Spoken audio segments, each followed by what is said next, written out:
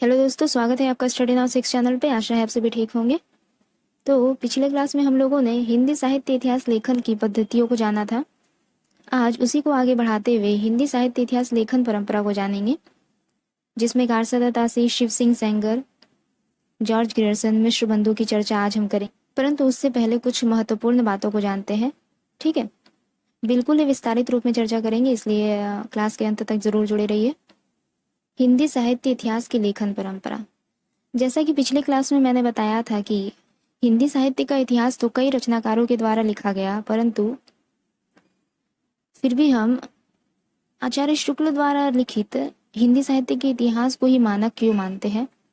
उसके कारण भी हमने पढ़े थे कि उन्होंने लगभग सभी शर्तों को पूरा किया था, जिन शर्तों की या फिर जिन तत्वों की आवश्यकता होती है किसी भी साहित्य इतिहास के लेखन के लिए। तो शुक्ल जी के हिंदी साहित्य के इतिहास को मानक मानकर हिंदी साहित्य इतिहास लेखन परंपरा को 3 भागों में विभाजित किया गया। ठीक है, कौन कौन से? शुक्ल पूर्व हिंदी साहित्य का इतिहास लेखन, शुक्ल जी का इतिहास लेखन और शुक्लोत्तर इतिहास लेखन। शुक्ल जी के पहले जो इतिहास लिखे गए, हिंदी साहित्य के इतिहास लिखे गए, शुक्ल जी का जो इतिहास लिखा गया, शुक्ल जी द्वारा जो इतिहास लिखा गया, शुक्ल जी के बाद जो इतिहास लिखे गए, इन 3 भागों में विभाजित किया गया हिंदी साहित्य इतिहास की लेखन परंपरा को। किस ग्रंथ को मानक मानकर? तो हिंदी साहित्य का इतिहास, आचार्य शुक्ल द्वारा रचित हिंदी साहित्य का इतिहास को मानक मानकर। ठीक है, आगे बढ़ेंगे। जो शुक्ल पूर्व इतिहास लेखन थे ना, जो शुक्ल पूर्व हिंदी साहित्य के इतिहास लेखन थे, इसे भी 2 भागों में विभाजित किया गया। कौन कौन से? अव्यवस्थित लेखन और व्यवस्थित लेखन।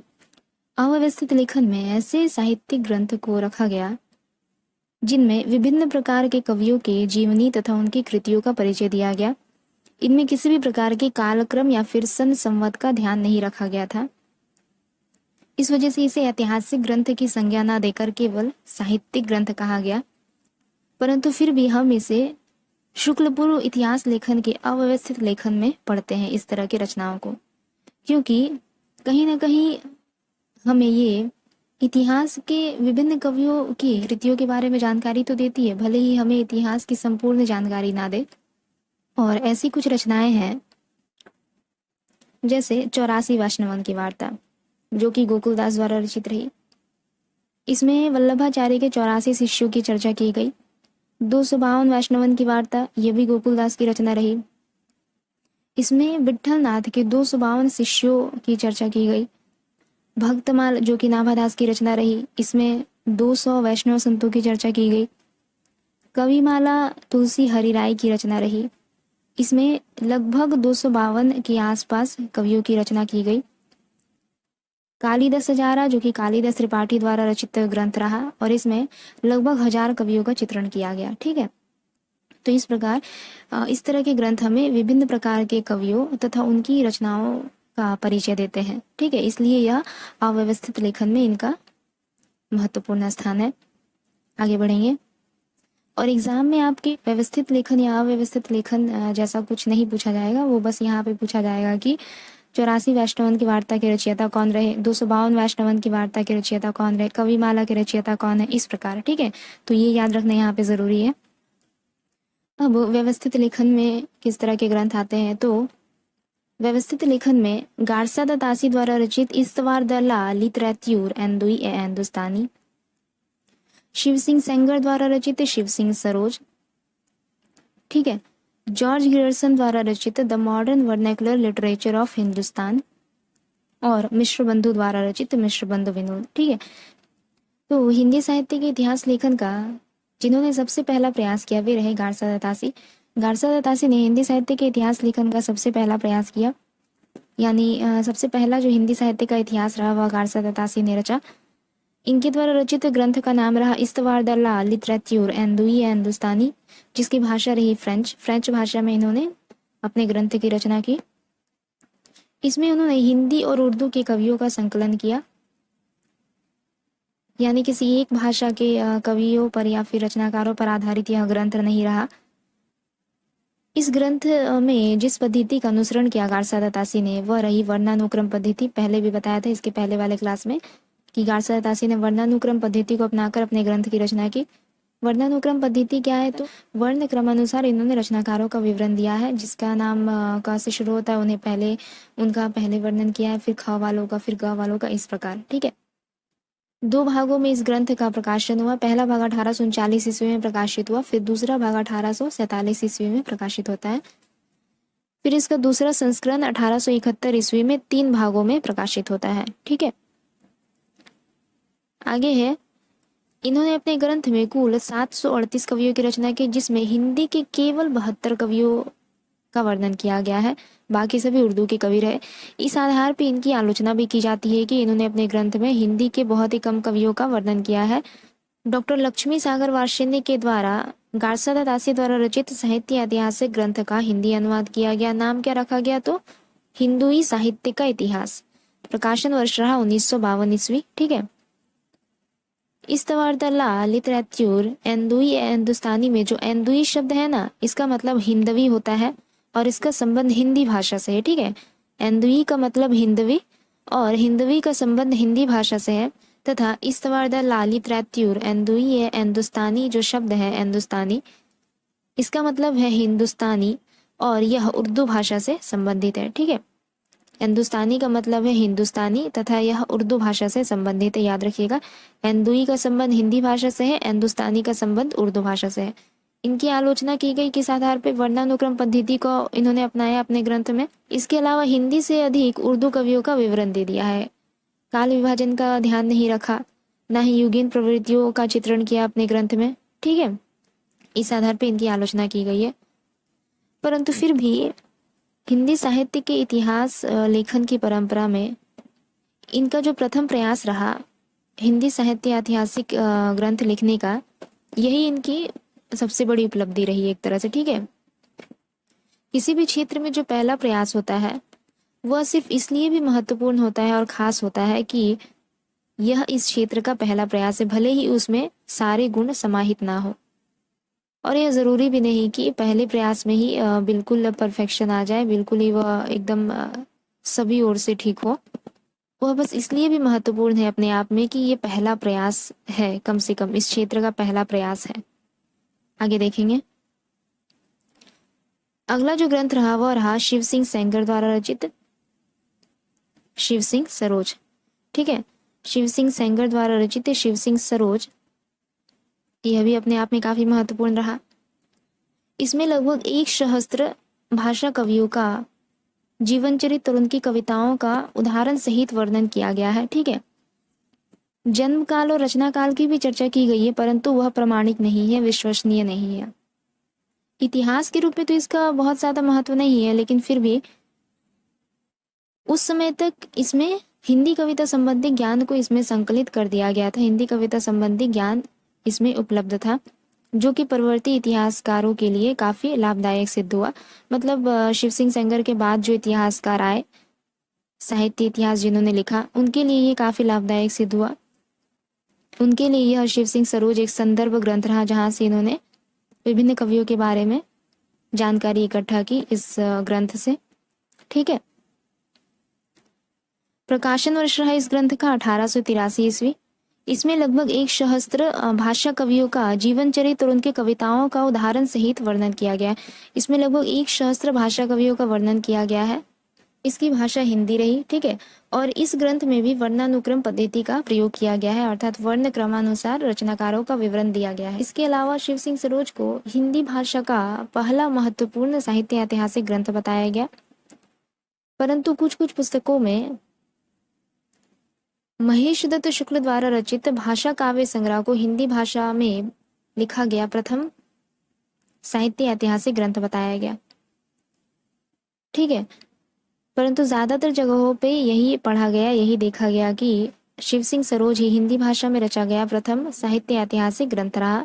हिंदी कविता संबंधी ज्ञान का संकलन किया गया इस ग्रंथ में, जो कि परवर्ती अर्थात शिव सिंह सेंगर के बाद जो इतिहासकार है उनके लिए ये ग्रंथ काफी लाभदायक साबित हुआ। ठीक है। George Grierson. अगर पूछा जाए कि हिंदी साहित्य का प्रथम इतिहास किसने लिखा, तो गारसादा दासी ने।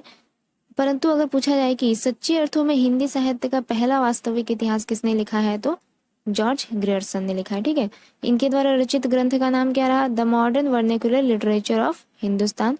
इसका प्रकाशन 1888 ईस्वी में एशियाटिक सोसाइटी ऑफ बंगाल की पत्रिका के विशेषांक के रूप में हुआ था। विशेषांक यानी विशेष अंक के रूप में हुआ था। फिर स्वतंत्र रूप में भी इसका प्रकाशन किया गया 1889 ईस्वी में। इसकी भाषा रही अंग्रेजी। इस आधार पर इस ग्रंथ की आलोचना की जाती है। कौन से ग्रंथ की किस आधार पर आलोचना की गई है, यह भी ध्यान में रखना बहुत ही महत्वपूर्ण है। इस तरह के प्रश्न इंटरव्यू में पूछ लिए जाते हैं। ठीक है, आगे देखेंगे। अभी बताया मैंने, सच्चे अर्थों में हिंदी साहित्य का पहला वास्तविक इतिहास कौन सा रहा? तो जॉर्ज ग्रियर्सन द्वारा रचित the modern vernacular literature of Hindustan. और यदि पूछा जाए कि हिंदी साहित्य का प्रथम इतिहास किसने लिखा? तो गार्सा दासी ने। इस्तवार द ला लिटरेच्यूर एंदुई ये हिंदुस्तानी। इसे पहला वास्तविक इतिहास, सच्चे अर्थों में पहला वास्तविक इतिहास क्यों कहा गया? क्योंकि इन्होंने पहली बार हिंदी साहित्य के इतिहास लेखन परंपरा में पहली बार नामकरण एवं काल विभाजन का प्रयास किया था। इन्होंने कुल 952 कवियों का वर्णन किया है अपने ग्रंथ में। तथा इन्होंने किस पद्धति का अनुसरण किया? तो कालानुक्रम पद्धति का अनुसरण किया, अर्थात जितने भी रचनाकारों को विवरण दिया है काल क्रमानुसार दिया है। जन्म तिथि का ध्यान रखा और जिनकी जन्म तिथि ढूंढने में इन्हें कठिनाई हुई उनका एक मोटा मोटा अनुमान लगाकर अपने ग्रंथ में उन्हें स्थान दे दिया। ठीक है, 11 कालखंडों में विभाजित किया अपने ग्रंथ को, अपने साहित्य ऐतिहासिक ग्रंथ को, the modern vernacular literature of Hindustan. इस ग्रंथ का हिंदी अनुवाद किया किसने? तो डॉक्टर किशोरी लाल गुप्त ने इस ग्रंथ का हिंदी अनुवाद किया। नाम क्या रखा? तो हिंदी साहित्य का प्रथम इतिहास। प्रकाशन वर्ष रहा 1957। ठीक है, गार्सा दासी के ग्रंथ का हिंदी अनुवाद किसने किया था? तो लक्ष्मी सागर वार्ष्णेय ने। इसके अलावा बहुत महत्वपूर्ण कि इन्होंने, जॉर्ज ग्रियर्सन ने भक्ति काल को स्वर्ण युग कहा। पूछा जाता है कि भक्ति काल को स्वर्ण युग की संज्ञा किसने दी? तो जॉर्ज ग्रियर्सन ने। आगे है, ग्रियर्सन ने अपने ग्रंथ में संस्कृत, प्राकृत एवं अरबी फारसी मिश्रित उर्दू को पृथक किया। अपने ग्रंथ में केवल इन्होंने हिंदी रचनाकारों को स्थान दिया। अपने ग्रंथ को इन्होंने 11 कालखंडों में विभाजित किया, जिसमें जो आरंभिक काल रहा या फिर आदि काल रहा उसे चारण काल कहा इन्होंने, तथा अंतिम काल रहा महारानी विक्टोरिया के शासन में हिंदुस्तान। ठीक है, 11 कालखंडों का नाम याद रखना जरूरी नहीं है, केवल प्रथम काल और अंतिम काल का नाम याद रखिए, उतना ही काफी है। ठीक है, इनकी आलोचना की गई कि इन्होंने अंग्रेजी भाषा में अपने ग्रंथ की रचना की। इसके अलावा कालखंडों की संख्या कुछ ज्यादा अधिक रही। मिश्र बंधु द्वारा रचित ग्रंथ का नाम रहा मिश्र बंधु विनोद। मिश्र बंधु में कोई एक व्यक्ति नहीं थे, बल्कि यह 3 व्यक्तियों से मिलकर बना था मिश्र बंधु, जिनमें थे गणेश बिहारी मिश्र, श्याम बिहारी मिश्र और सुखदेव बिहारी मिश्र। मिश्र बंधु विनोद 4 भागों में विभक्त हुआ, जिसका प्रथम 3 भाग 1913 ईस्वी में प्रकाशित हुआ तथा चतुर्थ भाग 1934 में प्रकाशित हुआ। इस ग्रंथ में लगभग 5000 कवियों का वर्णन किया गया है। अगर एग्जैक्ट पूछे तो 4591 कवियों का वर्णन किया गया है मिश्र बंधु विनोद में। ठीक है, अज्ञात कवियों को भी स्थान दिया गया है इसमें। और इन्होंने कालानुक्रम पद्धति को अपनाया। ठीक है, कालानुक्रम पद्धति को अपनाया, काल क्रमानुसार रचनाकारों को विवरण दिया मिश्र बंधु ने भी और जॉर्ज ग्रियर्सन ने भी। और गार्सा दासी तथा शिव सिंह सेंगर ने वर्णानुक्रम पद्धति को अपनाया था अपने ग्रंथ में। इसके अलावा इनके ग्रंथ की भाषा रही हिंदी। इन्होंने अपने ग्रंथ को 8 कालखंडों में विभक्त किया। ठीक है, अपने ग्रंथ को इन्होंने 8 कालखंडों में विभक्त किया। जैसे प्रारंभिक काल 700 विक्रमी संवत से 1444 विक्रमी संवत रहा, और प्रारंभिक काल को 2 भागों में विभक्त किया, पूर्व प्रारंभिक काल और उत्तरारंभिक काल। ठीक है, तो मैंने वो 2 भाग नहीं लिखे यहाँ पर, उतना जरूरी नहीं है, परंतु यहाँ जो काल है वह सही है। मतलब पूर्व प्रारंभिक काल का जैसे समय रहा 700 विक्रमी संवत से 1343 विक्रमी संवत, और उत्तरारंभिक काल का समय रहा 1344 विक्रमी संवत से 1444 विक्रमी संवत। तो कुल प्रारंभिक काल का समय रहता है 700 से 1444 विक्रमी संवत, जिसके अंतर्गत पूर्व प्रारंभिक काल और उत्तरारंभिक काल आते हैं। माध्यमिक काल के अंतर्गत भी पूर्व माध्यमिक काल और प्रौढ़ माध्यमिक काल आते हैं, और इसका कुल समय रहता है 1445 विक्रमी संवत से 1680 विक्रमी संवत। ठीक है, और अलंकृत काल के अंतर्गत भी 2 भाग किया गया है, जो कि है पूर्वालंकृत काल और उत्तरालंकृत काल। और इसका जो कुल समय है, समय काल है, इसका जो कुल इसका जो पूरा समय काल है वह है 1681 विक्रमी संवत से 1889 विक्रमी संवत। ठीक है, आगे बढ़ेंगे। आगे है परिवर्तन काल, प्रारंभिक काल, माध्यमिक काल, अलंकृत काल और परिवर्तन काल। परिवर्तन काल का समय सीमा रहता है 1890 विक्रमी संवत से 1924 विक्रमी संवत। वर्तमान काल का समय है 1926 विक्रमी संवत से अब तक। ठीक है, यह परवर्ती इतिहासकारों का ग्रंथ रहा, अर्थात परवर्ती यानी कि मिश्रबंधु के बाद जो भी इतिहासकार आए, जो भी साहित्य इतिहासकार आए, उन्होंने अपने इतिहास लेखन में इस ग्रंथ का सहारा लिया। ठीक है, यहाँ तक कि आचार्य शुक्ल ने भी कहा कि कवियों के परिचयात्मक विवरण मैंने प्राय मिश्रबंधु विनोद से लिए हैं। परिचयात्मक अर्थात परिचय देने वाला। ठीक है, तो आज की क्लास को यहीं पे समाप्त करते हैं, अगली क्लास में जल्दी मिलेंगे। तब तक के लिए अगर आप लोगों को हमारी क्लास अच्छी लगे तो लाइक, शेयर और सब्सक्राइब जरूर कीजिएगा। धन्यवाद।